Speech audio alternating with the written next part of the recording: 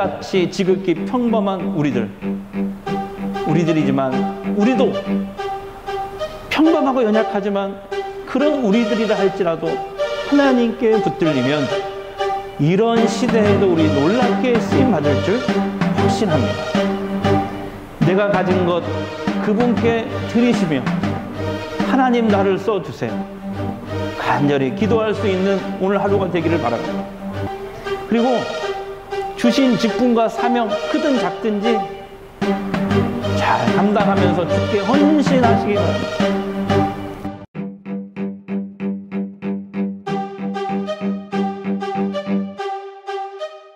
서로 인사하겠습니다. 창립 68주년을 축하드립니다. 이렇게 하면 서로 인사하겠습니다. 네. 오늘 본문이 딱 한 절입니다. 그래서 이 짧은 한 절이지만은 이 속에 깊은 영적인 메시지가 있습니다. 이스라엘 역사에 보면은 사사 시대가 있었습니다. 사사 시대는 여호수아가 죽은 이후부터 이스라엘의 첫 번째 사울 왕이 즉위할 때까지 약 350년의 기간을 사사 시대라고 합니다. 이스라엘 정착 초기의 역사를 사사 시대다 이렇게 얘기합니다. 사사는 뭐냐면은 이방 민족의 침략을 받았을 때 하나님께서 이스라엘을 구원시키려고 세우신 임시 지도자를 사사라고 합니다. 그래서 총 12명의 사사가 있었어요. 근데 오늘 딱 한 줄 주인공, 본문의 주인공 이 삼갈 사사는 세 번째 사사가 되겠습니다. 자, 삼갈 사사가 등장하기 전에 이스라엘의 상황은 이런 상황입니다. 자, 두 번째 사사인 에훗이라는 사사가 에글론 왕을 죽이고 모압의 침략으로부터 이스라엘을 구원해냅니다. 그 결과 80년간의 평화가 이스라엘에 찾아와요. 근데 이스라엘이 다시 하나님을 잊어버려요. 80년이 지나면서 하나님을 잊어버리고 우상 숭배에 빠지면서 하나님께 범죄를 합니다. 그때 하나님은 어떻게 하시냐면 블레셋이라는 이방 민족을 이스라엘에 쳐들어오게 하시는 걸 그냥 허락하십니다. 그래서 블레셋이 이스라엘을 쳐들어와서 막 괴롭게 합니다. 압제를 하니까 너무 고통스러운 거예요. 그때서야 그 그 고난 속에서 이스라엘 백성이 다시 하나님을 찾는 거예요. 하나님 우리를 좀 살려달라고, 우리를 구원해달라고. 그때서야 그 고통 속에서 하나님을 찾는 거예요. 그래서 여러분, 우리가 어떤 고난을 통해서, 인생의 어떤 어려움이나 고난을 통해서 하나님을 다시 내가 찾는다면 그 고난과 어려움은요, 오히려 축복인 줄 믿습니다. 예. 그래서 이제 하나님께 막 그때서 다시 하나님을 찾고 살려달라고, 구원해달라고 막 부르짖으니까 하나님은 우리보다 더 마음이 약하신 분이에요. 믿으십니까? 그래가지고 하나님이 그래 내가 또 참아야지 하면서 이스라엘을 다시 구원해 주려고 민족의 영웅 사사를 세우는데 누구를 세우냐면 바로 오늘 본문의 주인공, 딱 한 줄의 주인공 삼갈을 사사로 세우십니다. 그런데 문제는 뭐냐면 이 삼갈에 대해서 성경이 딱 한 줄밖에 안 나왔기 때문에 이 삼갈이 도대체 어떤 사람이냐, 그가 누군지 정확하게 알 수가 없습니다. 하지만 구약학자들의 연구에 의하면은 그때 당시 고대 근동의 그 역사적인 배경과 그 다음에 언어 분석을 통해서 삼갈이 누군지를 그래도 알 수 있다, 이렇게 얘기를 합니다. 그래서 정리를 하면 이거예요. 삼갈이라는 이름은요, 고대 누지 문서에 발견된 이름입니다. 누지 문서. 그래서 이 이름은 예를 들어서 철수영이 그러면 이건 한국 사람 이름이잖아요. 그죠? 그리고 뭐 다케스다 뭐 이러면 일본 사람. 그죠? 뭐 니하오마 그러면 이거 중국 사람 이름이구나. 아, 니하오마는 인사인가? 어쨌든 그런 것처럼 삼갈 그러면 그때 성경 시대에 그 고대 가나안 지역에 살았던 후리아 사람들의 이름이었다는 거예요. 후리아 사람. 이스라엘 사람이 아니고 후리아 사람. 고대 가나안 지역에 살았던 후리아 사람들이 쓰던 이름이라는 거예요. 삼갈. 그래서 많은 학자들이 삼갈을 후리아 사람, 이방 사람이다 이렇게 보고 있어요. 자, 삼갈을 이방인으로 보는 또 중요한 결정적인 이유가 있는데요. 본문을 한번 보세요. 여기 보시면 에훗 후에는 아낫의 아들 삼갈이 있어. 삼갈이 누구의 아들이라고 되어 있어요? 아낫. 근데 이 아낫이 사람 이름이 아니에요. 이 아낫이 누군가를 또 연구해 보니까 아낫은 고대 가나안 지역에서 섬기던 우상이에요. 우상. 전쟁의 여신.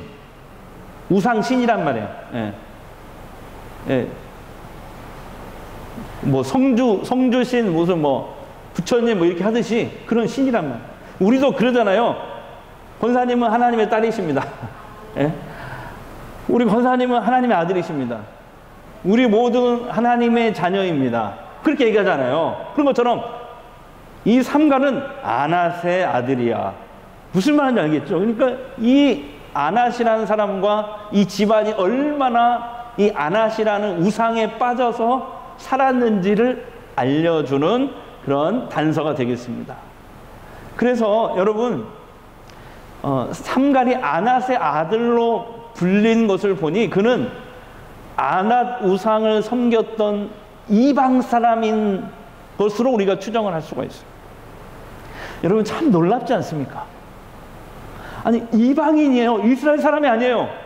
이방인이고 과거에 우상을 섬겼던 그런 집안에서 나온 사람이 이스라엘의 구원자가 된다? 하나님의 사사가 된다? 놀랍지 않습니까? 여기서 우리는 중요한 사실 하나를 깨닫습니다. 그것은 하나님은 우리가 전혀 예상하지 못한 인물도 쓰신다는 거예요. 여러분 믿으십니까? 삼갈은 이방인이에요. 그것도 우상신을 섬겼던 그런 사람입니다. 그런 집안에서 자란 인물입니다. 그런데 그런 그가 어떻게 하나님을 만났는지 성경에는 기록되지 않습니다. 기록되어 있지 않잖아요. 딱 한 줄이니까. 근데 분명한 건 뭐예요? 그가 사세가 됐다는 것은 그가 하나님을 만났고 사사로 부름받았고 하나님께 쓰임을 받았다라는 것이잖아요. 근데 구약 성경에 보면은 하나님은 이스라엘 백성도 쓰시지만 하나님을 진실하게 찾는 이방 사람들도 사용하신 걸 볼 수가 있어요. 그들의 믿음이 완전하지 않았지만 하나님은 그들의 작은 믿음을 귀히 보시고 그들을 사용하셨어요. 요즘에 수요일마다 그 부교육자들이 룻에 관한 얘기를 하거든요. 룻기. 이방 여인 룻. 이방 여자잖아요. 이방 여자. 그 다음에 그 룻이 결혼한 남자 보아스. 보아스의 엄마가 누군지 아세요? 기생 라합이야. 기생 라합. 와, 너무 은혜가 되지 않습니까? 수요일날 그 말씀을 들으면서 너무 은혜가 됩니다. 근데 기생 라합과 이방 여인 룻이 이방인이지만 하나님을 잘 믿고 따르니까 다윗의 조상이 되는 그 태에서 예수님이 나오는 그런 축복의 조상이 된 줄 믿습니다. 네, 바로 그거예요. 여러분 하나님은 준비된 사람도 쓰시지만 우리가 전혀 예상하지 못한 사람도 쓰신다. 아멘. 그래서 우리가 하나님을 만나고 부르심을 받을 때 우리의 과거가 문제가 되지 않습니다. 우리의 과거를 지우시고 새롭게 시작하시는 거예요. 자신이 부족하고 부끄러운 과거에 매여서 나는 하나님께 쓰임받지 못할 것이다. 아니에요. 그 누구든지 살아계신 하나님을 만날 때 하나님을 만나기만 하면 과거의 모든 부족과 한계는 극복될 수 있다. 하나님의 일꾼으로 쓰임받을 수 있다. 우리도 마찬가지. 우리 또한 누구도 예상하지 못했으나 하나님께 바로 쓰임받는 그 사람이 될 수 있어요.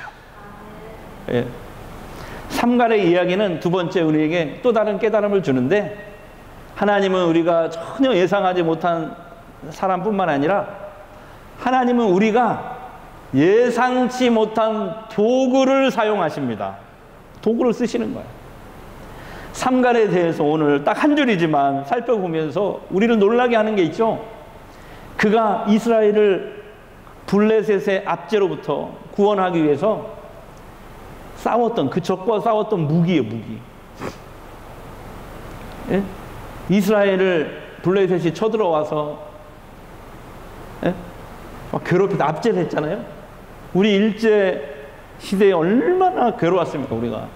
그런 것처럼 블레셋이 쳐들어와가지고 이스라엘을 막 압제를 한다면 너무 괴로워. 여기서 구원하라고 하나님이 이 삼갈을 세웠는데, 삼갈이 어떻게 그들을 무찌르냐면 그가 사용한 무기가 고작 소 모는 막대기예요. 소 모는 막대기. 이것을 당시에 발견된 유물이나 자료를 보면은 이렇게 두께가 1.5cm. 1.5cm. 이 정도 되나요? 길이가 2.4m 되는 긴 막대기. 단단한 막대기. 그리고 끝에 금속 조각이 달려있어요. 왜 그게 달려있냐면, 이렇게 소를 몰 때 소가 일로 가야 되는데 자꾸 옆으로 빠져나가. 그럼 어떻게 해요? 삼갈이 이렇게 툭툭 치는 거예요. 이렇게 툭툭 치면은 아프니까 소가 이렇게 딴 데로 가려다가 다시 이제 일로 가는 거죠. 그게 소 모는 막대기예요. 그 막대기 하나로 몇 명을 무찔렀다고요? 600명을 무찔렀다. 근데 삼갈이 싸웠던 이 블레셋 사람들, 성경에 되게 잔혹한 사람들로 나와 있어요. 그 골리앗을 봐도 그렇잖아요. 방패, 창, 칼. 그럼 정말 잔혹하게 하기로 유명한 이 블레셋 사람들을 소모는 막대기 하나 가지고 600명을 물리쳐서 이스라엘을 구원했다. 자, 본문을 다시 한번 보세요. 소모는 막대기로 블레셋 사람 몇 명을 죽였어요? 600명을 죽였더라. 예. 소모는 막대기, 블레셋 사람들의 그 무기에 비하면 너무나 보잘것없는 것이에요. 그러나 하나님이 그를 도와주신 줄 믿습니다. 그래서 승리한 거예요. 삼갈이 소모는 막대기를 잡았을 때는 그냥 소모는 막대기요. 그러나 하나님께서 그 소모는 막대기를 붙잡아 주셨을 때 그것은 블레셋을 이기는 강력한 무기가 된 줄 믿습니다. 네. 우리도 마찬가지예요. 내가 가진 도구가 무엇인가, 그거보다 내가 가진 도구를 누가 붙잡고 있느냐가 더 중요한 것입니다. 내가 잡으면 그냥 인간의 도구로 불과한 것이 하나님이 잡아주시면, 하나님이 잡아주시면 기적의 도구가 되는 거예요. 할렐루야. 모세의 지팡이 하나님의 손에 붙잡혔을 때 홍해 바다가 갈라지잖아요. 다윗의 물맷돌 하나님이 잡아 사용하시니 거인 골리앗이 쓰러진 줄 믿습니다. 어린아이 작은 떡 5개, 물고기 2마리 예수님 손에 들려졌을 때 5,000명을 먹이고도 12광주리가 남는 기적이 일어난 줄 믿습니다. 내가 지금 가진 것이 막대기같이 부족하다고 한탄하지 마십시다. 막대기처럼 부족하지만 내 것을 써주셔서 하나님의 역사를 이루어 달라고 오늘 간절히 기도할 수 있기를 주의 이름으로 축복합니다. 마지막으로 삼갈의 이야기는 우리에게 또 하나님의 중요한 깨달음을 줍니다. 그것은 다 같이 한번 읽어볼게요. 시작. 하나님께 붙들리면 약한 우리도 쓰임받을 수 있다. 할렐루야. 삼갈, 성경에 딱 한 줄로 표현된 인생입니다. 그러나 그는 하나님께 귀하게 쓰임받은 사람이에요. 어떤 학자들은 말하기를 왜 삼갈 사사는 다른 사사에 비해서 딱 한 줄이냐. 다른 사사들은 막 10장이 넘어가는 사사도 있고 하는데 세 번째 삼갈 사사는 왜 한 줄이냐. 그걸 연구를 했더니 이렇게 결론을 냈어요. 그분은 이방인이었고, 이스라엘 사람들은 이방인들을 별로 중요하게 생각 안 하잖아. 이방인이었고 정말 지극히 평범한 농부, 소모는 농사꾼 출신이었기 때문에 그래서 한 줄로 그냥 기록하지 않았는가 이렇게 얘기를 합니다. 그러나 여러분, 삼갈의 이야기는 우리에게 이것을 알려주는 거예요. 어떤 사람이든 하나님의 중요한 일꾼이 될 수 있다 라는 것을 우리에게 보여줍니다. 삼갈이 블레셋을 물리친 이후에 이스라엘에 몇 년의 평화가 있었는지 기록이 되어 있지 않습니다. 그러나 분명한 것은 삼갈은 이스라엘을 블레셋의 압제로부터 구원해내는데 하나님께 사사로 쓰임받았다는 겁니다. 오늘 본문에서는 그것을 그도라는 말로 강조하고 있어요. 다시 한번 볼까요? 본문 보시면 이 본문 다시 한번 읽어보죠. 시작. 에훗 후에는 아나스의 아들 삼갈이 있어. 소모는 막대기로 블레셋 사람 600명을 죽이고 그도 다 같이요. 그도 이스라엘을 구원하였더라. 삼갈이 성경에 딱 한 줄밖에 안 나오는, 그래서 소사사라고 분류가 됩니다. 대사사, 소사사라고 분류가 돼요. 소사사지만 별로 비중이 없는 인물 같지만 그도 하나님께 이스라엘을 구원해내는 일에 크게 쓰임 받은 줄 믿으시기 바랍니다. 내가 하나님 앞에 큰 일꾼이냐 적은 일꾼이냐 이게 중요하지 않아요. 큰 일꾼이면 어떻고 작은 일꾼이면 어떻습니까? 나도 하나님께 쓰임 받으면 되는 것입니다. 예? 나도 하나님께 쓰임 받으면 되는 것이다. 삼갈이 막대기 하나를 잡고 싸움에 나갔어요. 근데 사실 삼갈이 막대기를 잡은 것이 아니라 막대기같이 보잘것없는 삼갈을 하나님이 붙잡으신 거예요. 그 결과는 뭐예요? 승리에 이스라엘의 구원을 가져다 줍니다. 오늘 교회 창립 68주년, 코로나로 세상이 어둡습니다. 하지만 우리는 이 코로나가 언제 끝날지 아무도 몰라요. 하지만 삼갈같이 지극히 평범한 우리들이지만 우리도 평범하고 연약하지만 그런 우리들이라 할지라도 하나님께 붙들리면 이런 시대에도 우리 놀랍게 쓰임 받을 줄 확신합니다. 내가 가진 것 그분께 드리시며 하나님 나를 써주세요. 간절히 기도할 수 있는 오늘 하루가 되기를 바랍니다. 그리고 주신 직분과 사명 크든 작든지 잘 감당하면서 주께 헌신하시기 바랍니다. 지난주에 저는 우리나라가 다 감명을 받았잖아요.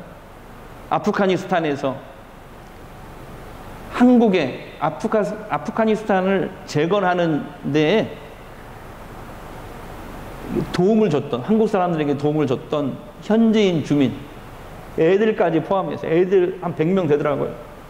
391명을 우리나라가 구조해 왔어요. 봤죠? 뉴스. 26일인가? 391명의 생명을 탈레반으로부터, 그 이슬람 무장 극단주의 이 탈레반으로부터 구원하기 위해서 군인도 갖고 여러 협조가 있었지만 제일 빛난 게 한 사람의 희생과 헌신이었어요. 여러분 이 뉴스 보셨나요? 바로 이 사람, 이 사진에 나오는 이 외교관이에요. 거기에서 외교 활동을 했던 외교관인데 김일흥 공사 참사관이에요. 이 한 사람 때문에 이 일이 가능했어요. 군대만 가면 뭐합니까? 일본 사람들처럼 공항에 아무도 안 나와 있는데, 수도 카불에 가서 사람들을 데려올 사람이 없는데 그냥 알아서 와라, 태우고 갈 테니까 아무도 못 왔어요. 한 명인가 태우고 갔다고 하죠. 그냥 자기 일본 사람 한 명 태우고 갔다고. 군대만 간다고 되는 게 아니에요. 우리나라 사람이 탈레반이 이제 수도 카불을 점령했다는 얘기를 듣고 대한민국 국민과 대사관 마지막 직원이 이제 카타르로, 옆에 나라 카타르로 피신을 했어요. 근데 391명이 생각이 나는 거예요. 이 사람들 데려오겠다고 했는데 어떻게 하지? 네? 근데 누가 그 적진으로 다시 가겠어요? 죽음을 각오하고. 근데 이 사람이 제가 가겠습니다. 제가 가서 공항까지 다 안전하게 데려올 테니까 제가 하겠습니다. 뭐라면 우리 자식들 다 컸으니까 내가 가겠습니다. 그러니까 이 사람이 내가 간다고, 내가 가서 그들을 데려오겠다고 하니까 다른 공사관 3명이 그때서야 나도 가겠습니다. 4사람이 적진에 들어가서 버스 3대인가로 이렇게 태우고 왔는데, 공항 거기 탈레반이 딱 검문을 하는데 거기서 14시간을 붙잡혀 있었어요. 피가 마르더라고요. 피가. 미국 군인들이 14시간 동안 협상하는 동안 피가 말랐는데 얼마나 더 기도를 했겠어요. 예? 예. 기도를 했을 거예요. 예. 그래가지고 391명을 우리나라 비행기에 태워가지고 특수부대, 공군 특수부대가 가가지고 데려왔잖아요. 예. 탈레반으로부터 391명을 살린 거예요. 한 사람의 죽음을 각오하고 희생한 그 희생 헌신이 이런 결과를 낳은 거예요. 여러분, 성광교회를 이루는 우리 주신 사명이 뭐예요? 영혼들 구원하라는 거잖아요. 하나님을 모르고 죽어가는 영혼들을 구원해내라. 그래서 68년 전에 우리 교회를 세운 줄 믿습니다. 우리 내가 나이를 먹었건 젊든 직분이 크든 작든 이런 거 상관하지 말고 내가 할 수 있는 거, 하나님께서 내게 주신 직분과 사명, 이 김일흥 참사관의 마음으로 내가 희생해서 그 391명을 내가 살릴 수 있다면 내가 한다. 이러한 마음으로 우리도 복음과 하나님 나라를 위해서 그렇게 쓰임 받았으면 좋겠습니다. 저 여러분이 하나님의 치유의 통로로, 회복의 통로로, 구원의 통로로 쓰임 받게 되기를 주의 이름으로 축복합니다. 옆 사람에게 하나님께 붙들리면 돼요. 자, 시작. 연약하고 부족하고 이런 거 괜찮아요. 하나님께 붙들리면 소모는 막대기 가지고도 이스라엘을 구원하잖아요. 한 사람의 희생과 헌신과 기도로 391명이 구원받았잖아요. 꼭 기억하세요. 예, 우리 그런 교회가 됩시다. 예, 기도하겠습니다. 삼갈은 이방인이었고 우상을 숭배하던 사람이었습니다. 하지만 하나님께서 그를 부르셨고 그를 붙드셔서 이스라엘 사사로 쓰임받게 하셨습니다. 소모는 막대기, 지극히 초라한 무기를 가지고 나갔지만 하나님께서 그 약한 막대기를 붙드시니 큰 구원의 역사가 이루어진 줄 믿습니다. 교회 창립 68주년입니다. 코로나로 어두운 시대지만 하나님을 떠나 살아가는 주변의 많은 사람들에게 복음의 빛을 발하는 진짜 성광교회가 되게 하옵소서. 우리에게 하나님께서 맡겨주신 사명이 크든 작든 주를 위해 헌신하게 하옵소서. 하나님의 치유와 회복의 구원의 도구로 쓰시옵소서. 예수님의 이름으로 기도합니다. 아멘.